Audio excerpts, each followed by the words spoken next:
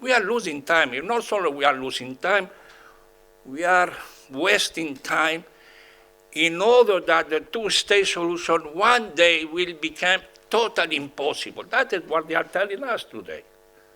Well, let's start first expressing my great gratitude to the two organizers, Mark, the club of Skopje, George Ivan Ivanov, your team, for asking us to come to Berlin, Potsdam, in order to, in my case, it was much more to talk about the Berlin Initiative, about this conflict of Palestine and Israel. They are coming close to the 100 years war. It's a bit strange, 100 years war. People who listen to my lectures, some of your friends are here. I always call my anecdote when I was young, studying in the French school. And so my mother was trying to explain to me the 1 year war between the Brits and the French. And I asked my mom, how a war can last 100 years? And my mother said, well, but that is in the past, in the Middle Ages, But in today, how we can imagine that a war, a conflict, can last 100 years? The title, For a Diplomatic Solution. Well, it seems quite appropriate today, because we are abandoning diplomacy. We are all engaging in a militarization to solve problems. It's a general tendency in all around the world. We are losing, my friends. We are losers. It's our responsibility because we lose the different opportunities we had to make peace. So people say, why you are going to try to have a diplomatic solution if you can't win by force?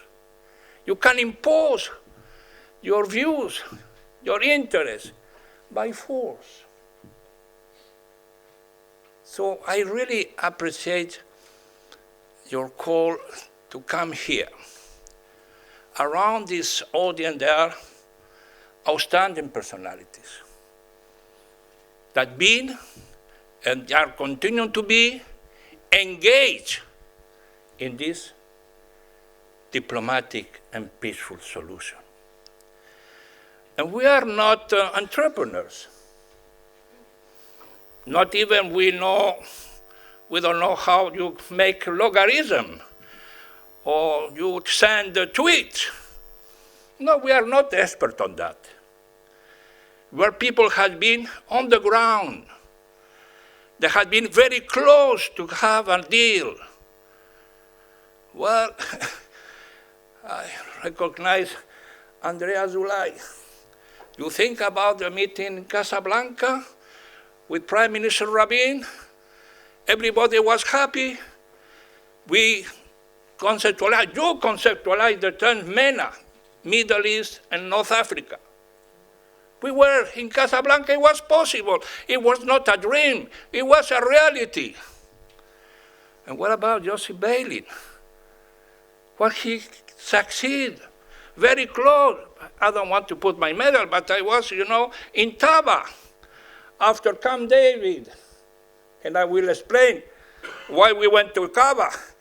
Because Clinton failed and Barack and Arafat failed in Camp David. So we are people here around this forum that we are not newcomers, that you know what we are talking about, because we have scars, we have suffered, we've been bombed, we will even killed for peace. I have no real estate business myself. I don't want to have a Riviera in Gaza. I put my money to have build a store and a restaurant. No, I'm here in order to bring peace between Palestinians and Israelis. And well, we mentioned, it's very common now, of course, and you are the failure, we are the loser, we didn't succeed. Let's think, and here is not a criticism, on the contrary, let's think out of the box. This is very common in the Anglo-Saxon. Think out of the box. Okay, I'm ready. Let's go to think out of the box. But before we think out of the box, we have to know what box we are talking about. Because if we don't know what box, you can have all the crazy ideas as they are confronting today. Yes, Gaza will be the Riviera of the Mediterranean. Out of what? Out of the box. Fantastic idea. But what is the box? And we have to agree, what is the box? And the box, as Hiba, Yossi, I think majority of who are here come to the conclusion, not because we are obsessed by the two-state solution. It's because we have been trying all kinds of options. And we came to the conclusion that the only one that can last and can be sustainable, it can be the peaceful one, the eternal one, is the two-state solution. So you say, and I agree with you, say, don't waste more time. We are losing time. Not only we are losing time, we are wasting time in order that the two-state solution one day will become totally impossible. That is what they are telling us today. This is impossible because there are no object, no subject. They are not subject because the Palestinians are going to disappear. It was one possibility. Like today, some sector in the Israeli government as we are going through occupation, then we've been in segregation, living together, and now expulsion, because occupation not enough, segregation it doesn't fit, so the only solution is expulsion. We want this solution? It's not going to happen in 2 days, in the 21st century. One miracle, one state solution with all rights. All rights of whom? First, second category of citizens? Look, ask the 22% of so-called Israeli Arabs that are, with all my respect, Yossi, are Palestinians. You call them Israeli-Arab, okay. They want to be called Israeli-Arab, but are Palestinians. 22%. In 2024, how many Palestinians inside Israel are going to be in 2030 or 35? Demography indicates that you can reach around 30% or 35% of Israeli population in a box. Which box? Living together, same right. You say same right? So let's have same right. And what is the main right? Is the right of a nation, of the people, to decide what they want. And that's why Prime Minister Ben-Gurion, the 14th of May, 1948, decided unilaterally to write a letter to the UN to say Israel wants to be recognized as the state of Israel. Bravo. It's the right of Israelis to do so. It's their own right. So why do you deny to the Palestinians the right by themselves to have a state? What is the, no, you have to negotiate. No, you have to put conditions. No. It's a right. And we are in a civilization of rights and principles and values. But okay, it didn't happen. We know how. I'm not a naive. I know what is real politics. But you have to remember, because no non-unilateral action, okay, non-unilateral action, both sides, not in one side. So if the box is two nations, two narratives, two rights, the only box is two states. There is no other.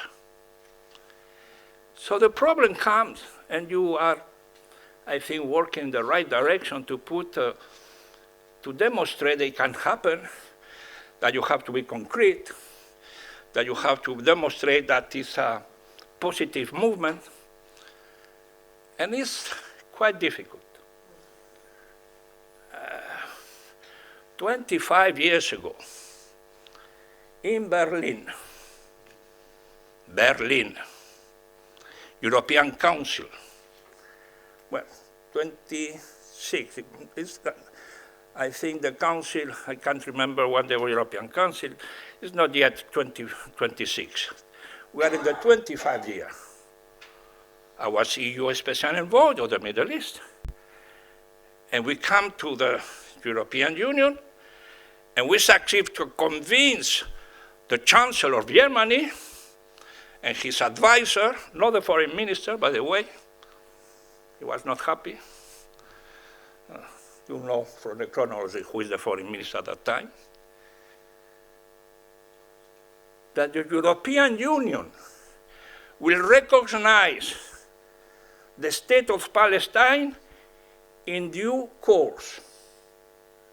That is still an acquis of European Union. Member states don't remember that. They forgot that, but I didn't forget that. It's part of the legacy of European Union. It's there, it's on the treaty, it's the acquis. If the Balkans wants to join, the Balkans wants to join,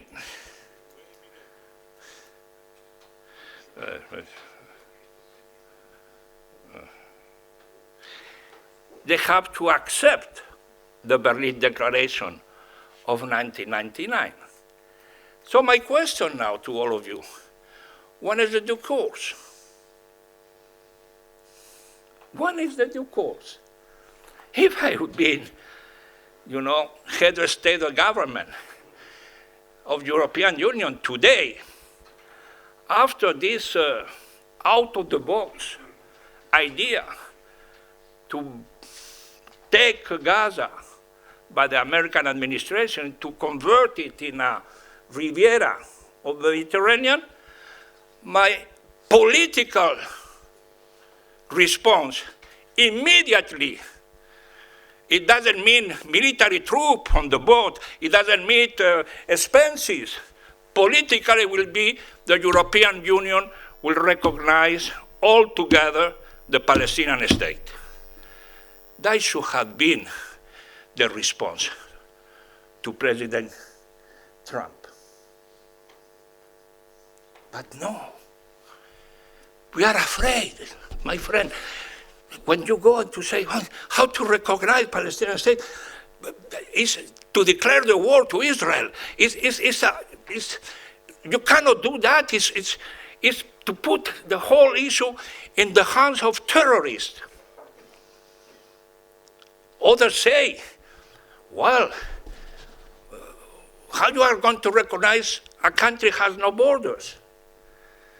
As people don't know at all anything, all my respect with the decision maker, they don't know anything. I will ask in a debate I have with outstanding politician in Madrid. They say, how you are defending the two-state solution, but how we are going to recognize a state without knowing the borders? And I asked him, can you tell me what are the borders of Israel? You see, you have borders, defined borders? No. No, in the basic law there is no borders. You don't define, you have not defined your borders, but you have a state. So why we are so afraid to have a recognition, a state? Because the borders can be negotiated afterwards between the two parties. That was, unfortunately, the attempt of our dear friend Simon Peres de Abuala. The Palestinians didn't want it because I don't agree with the Palestinians. In this case, have the state politically. And then you negotiate borders, settlement, refugees, Jerusalem, whatever, then we all to the confederation, but you have the state. It's a political movement. But no, we have to. Well, you can find end of occupation 67, you know the formula. But again, how we are going to recognize Palestine. And I disagree with Hiba and Joshi. Okay, recognition Palestinian state, if you don't solve the real problems, is useless. Yes or not? Well, I've been criticized because I defend that Spain have recognized Sweden. No, you took the minister the strong position to recognize. It's absolutely necessary today. Can you imagine what is going on in the West Bank? Can you imagine what is going on in Gaza? And we don't fix the term of the box? When we will write to recognize, it will be too late. No subject, no object, no land, no people. And then we'll say, yes, we want peace. So if you determine the box, at least you contribute for a solution for the future. Of course, then, I agree, we have to go to the box. Okay, let's go to the box. And have imagination. New proposal. Yours, absolutely innovative, extremely interesting. But before going to your proposal, your umbrella, people are asking, what is going on in the territories? How we are going to defeat Hamas, the terrorists. We cannot give a state to a terrorist group. That is the... And how we are able to demonstrate, and you have said that, Hiba, that your youth, instead of hoping for a peaceful solution, the only concern is to resist. So there's a professor, American professor. I have an article in August 2024, recently. Maybe you know her, I didn't know her. Audrey Kurt Cronin, from Carnegie Mellon University, Pittsburgh. A long article called How Hamas Ends. How we are going to, inverted commas, defeat Hamas? You think we are defeating Hamas now? It's weak, but it's not defeated. You only defeat Hamas politically, like we defeated in Spain ETA, politically. Of course with the security. Of course you have to weaken them. Of course you have to have counter-terrorism activities. I'm not naive. But it's not accompanied by a political engagement. Hamas will not be defeated. And the proof is the absolutely rejectable spectacle with hostages. They make you feel, how, but they are there. They are there. And so in order that they will disappear, we will continue this operation. So security elements in this box you have to introduce elements of counterterrorism that will not be only based in security measures. You need political ones. And then, of course, all you mentioned, Jerusalem and others, we have the capacity to have imagination. Imagination if we know where we want to go.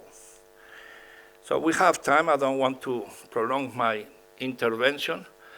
If we have dinner, in the dinner I will tell my narrative of Camp David II and my sources in order to demonstrate that. No.